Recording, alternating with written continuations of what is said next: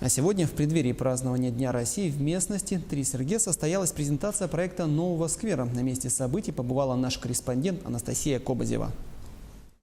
Композиция «Три-Серге» – первое, что видят все гости, приезжающие в Якутск. Это также популярный пункт маршрута свадебных кортежей. Однако застыла неухоженный пустырь. Идея благоустроить это место пришла генеральному директору аэропорт Якутск. Николай Местников решил создать здесь сквер. В сквере будет место отдыха для наших семей, для наших молодых людей.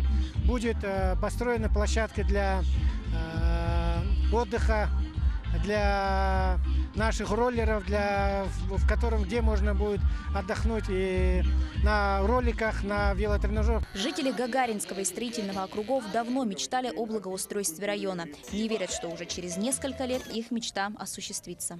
Очень гордимся, что у нас будет почти в черте города будет сквер, где можно гулять совместно с семьей и отдыхать. Это очень классно. Если бы была здесь большая площадка, сквер для гуляния, конечно, хорошо было бы. Ну, идея хорошая, место тоже, я считаю, что достаточно такое большое будущее у этого места. Первые работы по благоустройству начались в апреле. Территорию засеяли травой для создания зеленой зоны. Не забыли и про любителей собак, которые много лет занимаются здесь со своими питомцами. Огорожена площадка для занятий с четвероногими друзьями. Установлены специальные тренажеры. Площадка великолепна, мы все довольны.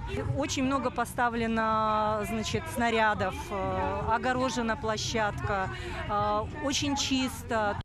Сегодня здесь пустырь, но уже через 2-3 года здесь будет открыт новый сквер Три-Серге. Работы по благоустройству уже начались. Анастасия Кобазева, Семен Семенов, Якутск.